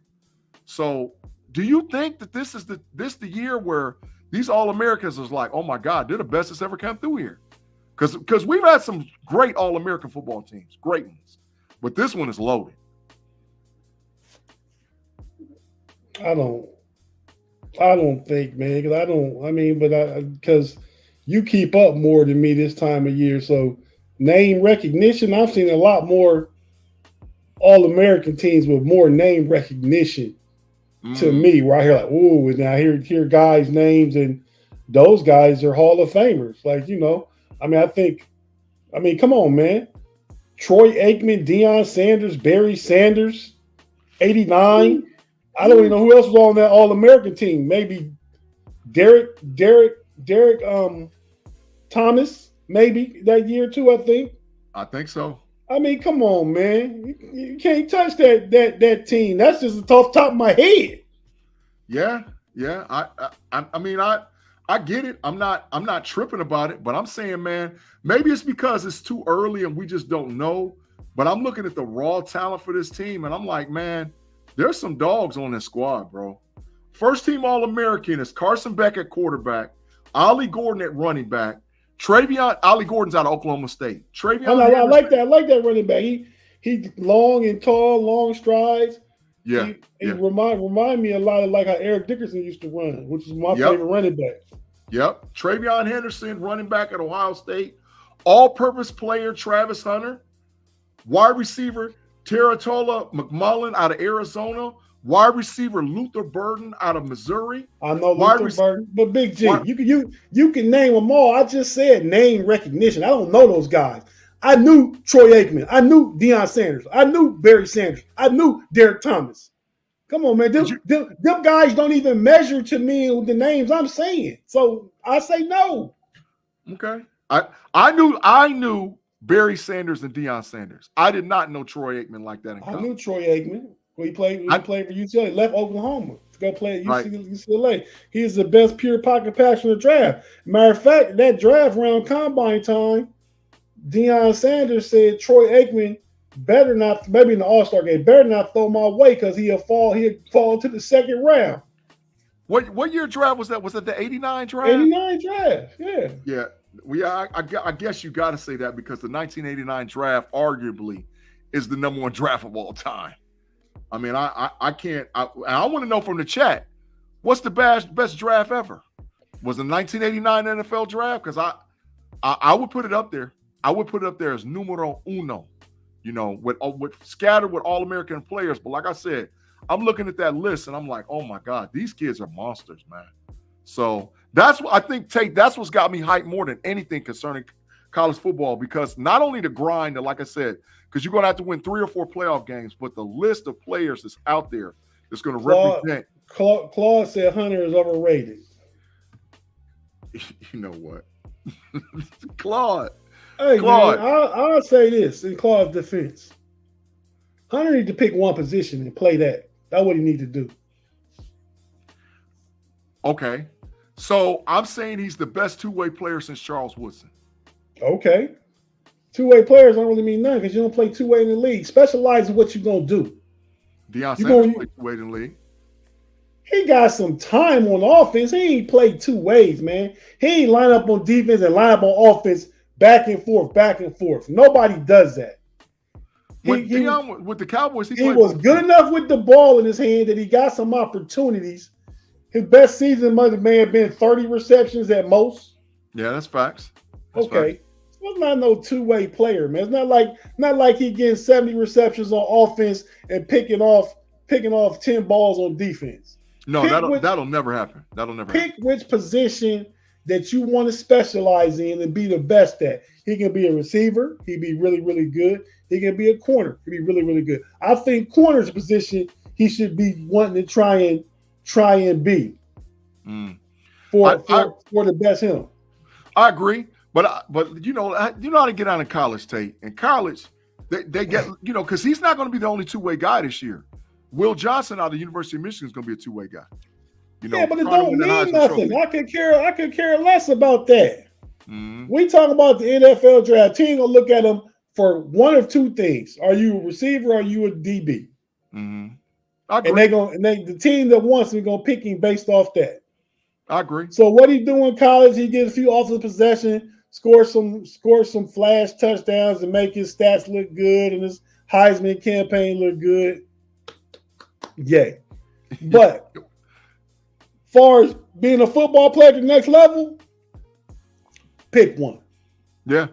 Yeah, I think he's going to be more serviceable, Tate. I agree at the cornerback position.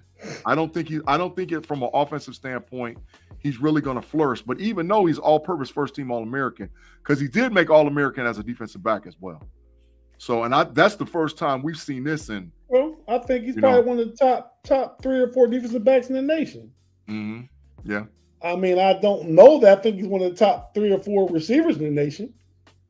He's just going to be a guy that plays for Colorado. That is a good receiver that's going to put up numbers, but teams ain't looking at him as like a top 5 receiver in the NFL draft. They not. Yeah, I agree. The only way he's going in the top 10 in the NFL draft is if he goes as a defensive back. But Tate, I saw a mock draft today, and guess who had Travis Hunter picked?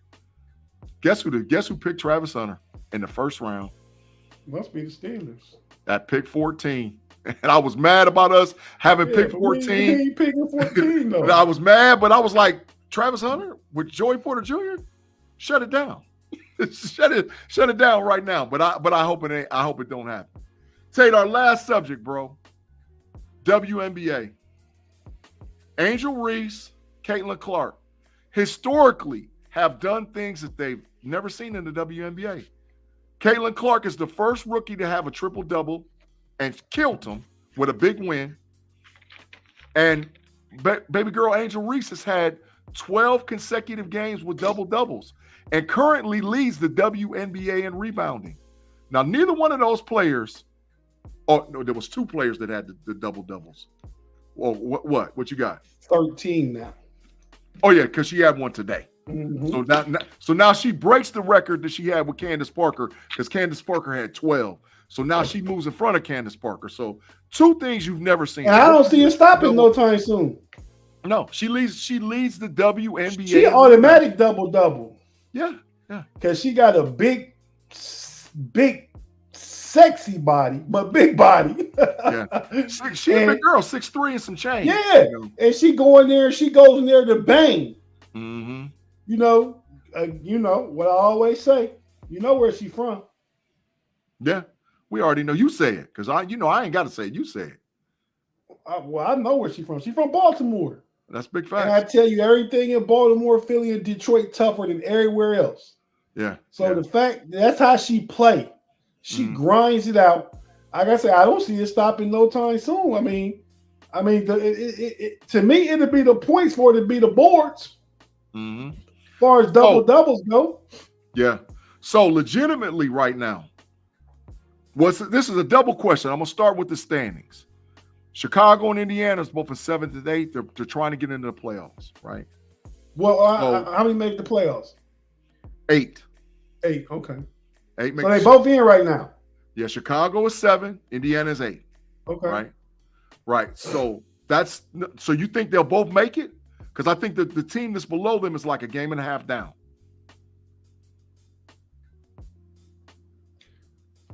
Yeah, I don't see them getting worse. I see them trending above where they've been thus far in the season.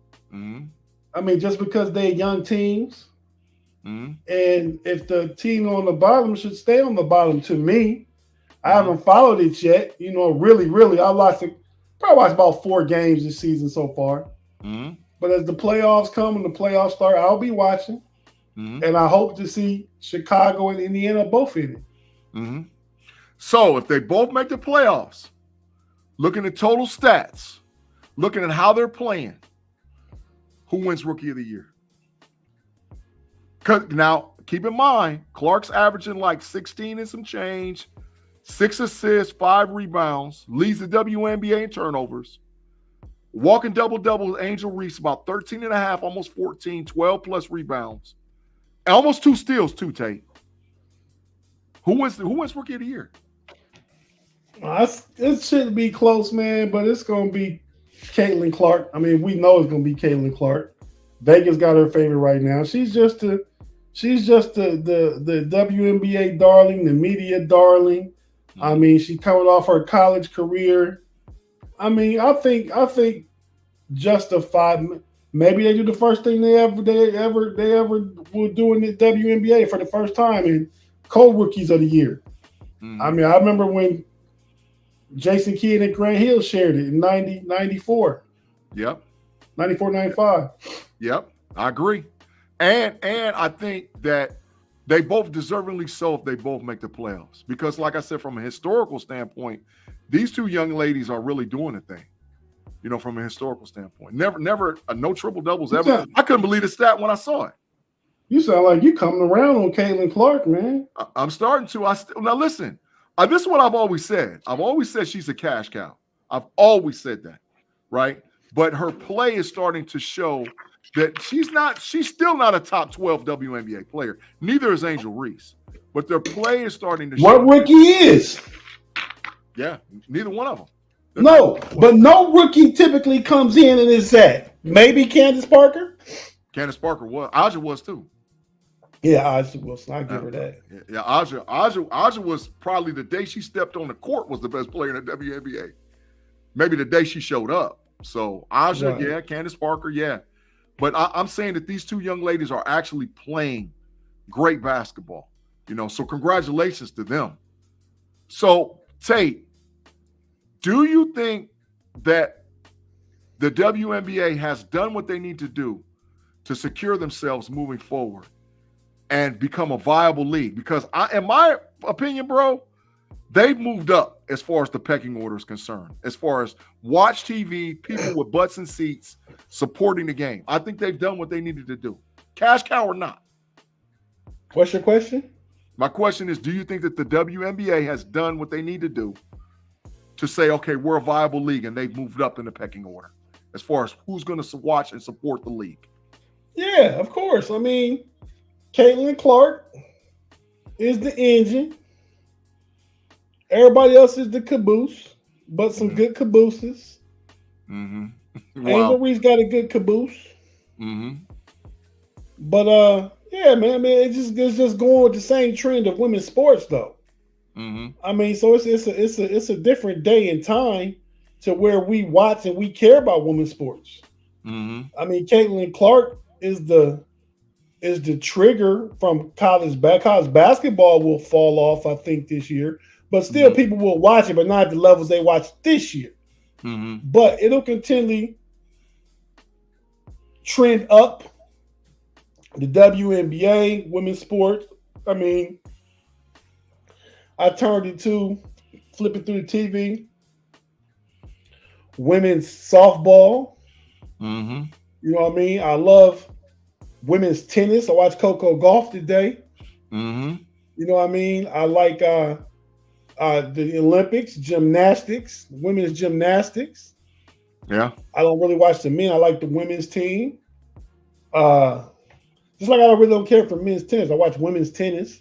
I mean, so I just think women's sports is becoming more the norm in society to watch it. Yeah, absolutely. I even watch women's volleyball too, man. That league is up and coming, Tate. So okay, I pay attention to it. Yeah. I ain't watching. I watch it in the Olympics, but I like watching women volleyball players too. So, you know, that's part of the reason for that one. I might say women volleyball players might have the best bodies, man, out of all the women's athletes. Their training that they have to put in is just unbelievable. I mean, all of them are in tip-top condition. All of them in tip-top shape. I'm just talking about from a guy's perspective of looking at a woman as far as, oh, she's really good looking with a nice body. I might go roll with the volleyball body. Just like I probably would say most women would say most professional basketball players are more to look at than football players. Just because the helmet's not on and they actually get to see their bodies. I agree in totality, for sure. All right, Tate, we done reached that time of the show. It's the closing thoughts. I'm going to hit them what I told you first before I let you get to it. I told you. What did I tell you? Didn't I tell you? 'Cause I told you. Hey, my don't got a video clip over there with my name on it from my tape. I don't see it. I'm looking.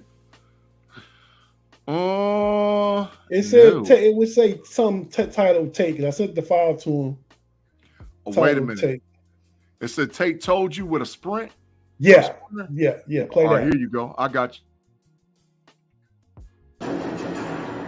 Who's the fastest? You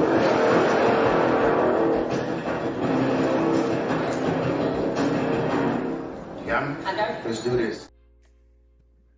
Yeah, man. So that's a clip from the Netflix documentary Sprint. Everybody check it out. That's my brother-in-law Dennis and Shikari.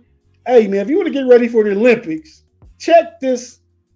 It's six episodes. They're about 40 minutes long, 45 at the most. Mm-hmm. If you want to know all the people that's going to be involved in track and the races, the 100 to 200, the relays from every country, the people that are really viable, you want to watch this. You want to get ready for it. It's a great watch. Like I said, I've watched it. That clip right there was my favorite part when she had finished. That was from the 23 World Championships.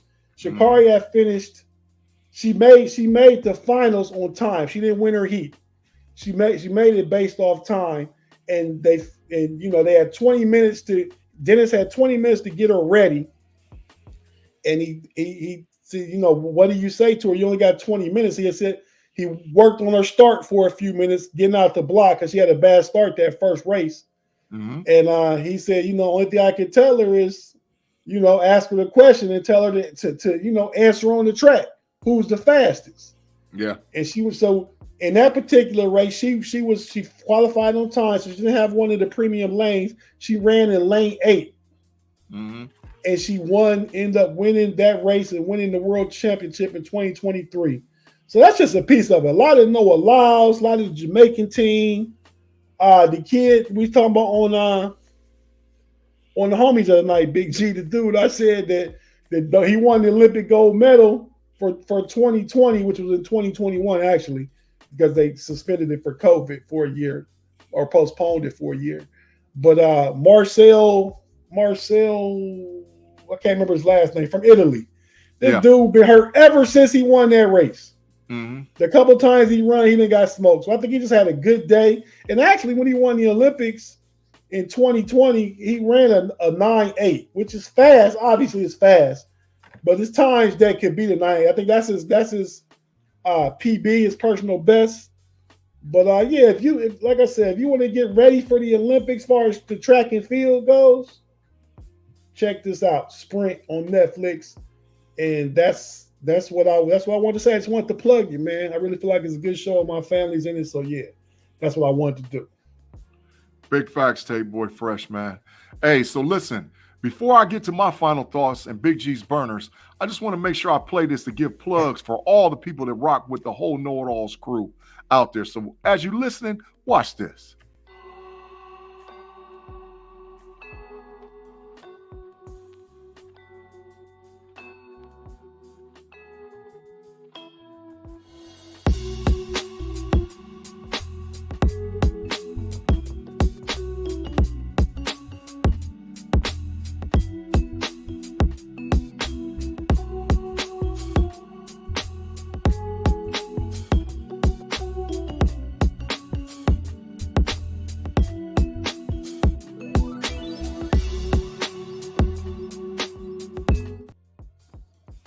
So if you don't know, please make sure you rock with the entire KnoItAllZ crew out there concerning all the different podcasts and all the different platforms that we are on, including YouTube, including Spotify, including Fans First Sports Network, where you can get the live audio for this particular show. And don't forget about us over on Chilltown's Hoops for Real.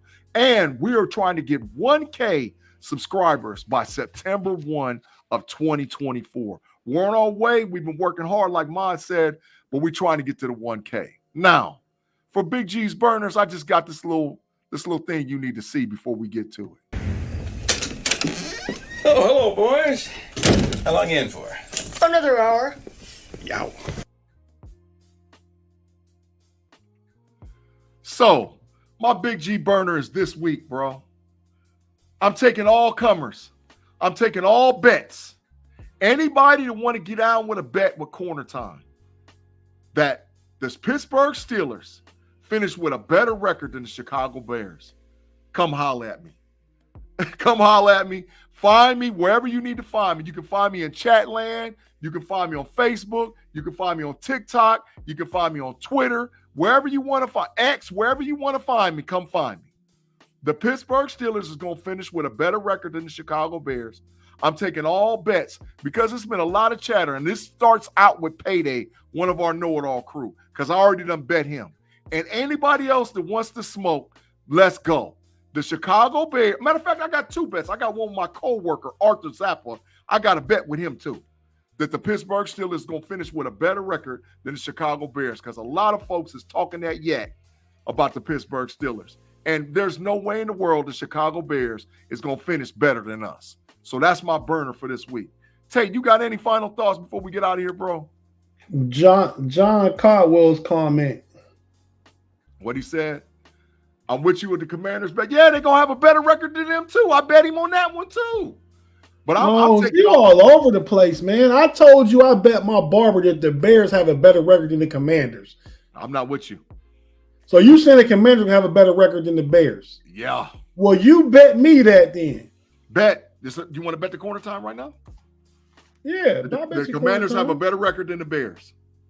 Oh, that's a bet. That's a bet. It's marked in the show. I'm saying that the Bears have a better record than the Commanders. Yeah, I got the Commanders. Okay, yeah. I got the Commanders having a better record than the Bears, and I got the Pittsburgh Steelers having a better record than the Bears. Like Claude said, Claude, you get a get out of jail free pass for the next show. Easy money, big facts.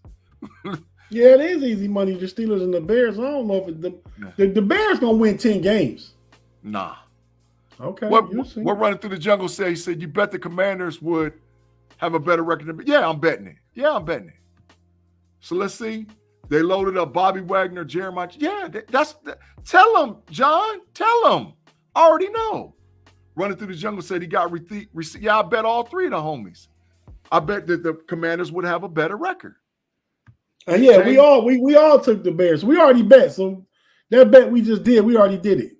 Yeah, I'm in all the way across the board on it. There's no way. Because I think Caleb Williams is one of the most overrated quarterbacks to ever come out of college football. But what Jaden Daniels going to do? 800 plus rushing, 3,000 plus passing, 27, 28 touchdowns, 9, 10 interceptions. I think they're going to be close in records. I mean, I can see them both going 9 and 8. Mm-hmm. I mean, anywhere from 8-9 to 10 and 6. Who you trust more, the Commanders head coach or the Bears head coach? Probably Dan Quinn, but he knew again though. There you go. He knew again. You know, I respect Dan Quinn got a team to the Super Bowl, but he also had Matt Ryan as a quarterback. Mm-hmm. There you go. That is big facts, B-Dirt. Bears do need to get Caleb under contract because he ain't signed nothing. Hey, B-Dirt, how can we order a homies t-shirt? Yeah, B-Dirt, if you would, please, before we get off the air, man, put that link live in the chat comment. So you can't put links in the comment, but you can put where to go, though. Yeah, please put it in there, B-Dirt, before we get off the air. So, Tate, you got anything else before we get out of here, bro? Man, my Reds is big trash so far, man. Hope they turn it around. Mm-hmm. Cleveland Cavaliers, I hope they make a move. Check out the That's Rather Cavalier podcast with myself, the homie Big G, and the little fellas. We got two little fellas. We got the runner-up, Wee Boy. The runner-up, Wee Boy, B-Dirt. The runner-up. If you don't know what Wee Boy is, it's White Boy of the Year. So B-Dirt got the chip right now, but my man Noah, who's on the FFSN Cleveland channel, the Browns, the Guardians, and different stuff, he rolls with us on the That's Rather Cavalier and the homie Relly Hall. So yeah, check that out. We're gonna be doing probably 1 or 2 this week as free agency starts to slow down a little bit. Summer league starts. The Cavs play their first summer league game Friday night, and they're going to finish their 4th game against Bronny and the Lakers. I can't wait for that one because I think Amani Bates going to be giving people the business. Yeah, he's ready. I seen some clips of him, Tate, in the gym. He's looking real good. He put on 22 pounds. Oh, yeah. Well, up to almost 200? Yeah, he 197. Oh, we ready to go. Let's go. Hey, listen, so the final thing I got to say is make sure you check out me and Andy P tomorrow on the Level Up College Football podcast at 6 p.m. live on YouTube and wherever you get your audio podcast. Tomorrow night, me and Andy P break down the SEC, bro. There's going to be a lot of furniture being moved around in the live chat tomorrow, man, because we got the SEC breakdown tomorrow on the Level Up College Football podcast at 6 p.m. live on YouTube, man. Let me get B-Dirt's thing up there. Got an order getting in this week. All orders are all personalized. Okay, thank you, B-Dirt. We appreciate it. He still ain't say where to go. No, he didn't say, for sure. Something about merch, homies merch or something. Put that in there, B-Dirt. Yeah, thank you, Afton, for always rocking with us. Yeah, B-Dirt said the Wee Boy Lifetime Achievement Award goes to B-Dirt. Without a shadow of a doubt, man. B-Dirt think he Usher getting the BET Awards Lifetime Achievement. Yep. Thank you again, Afton. We appreciate it. And Afton said she put it up. Yeah. Afton put it up. Where's that? It's in there? Yeah, I didn't see it. She put it up somewhere. It's somewhere. So, but listen, we're going to get out of here, man. We're going to get out of here. That way we don't prolong it because B-Dirt ain't. Oh, let me see it. Did he put it up just now? Oh, he said it's been up. Never seen it. Yeah, why don't we see it then, B-Dirt? You put it up so much. Can't see it. But like I said, we're going to get out of here, man. We're going to close out the show. Thank you guys again for rocking with the KnoItAllZ podcast on Sundays. Make sure you like, subscribe, and share, and give this information out because we are trying to get 1K subs by September 1st. As for me, Tay Boy Fresh, and my boy Marty, we'll holler at y'all next week. Peace.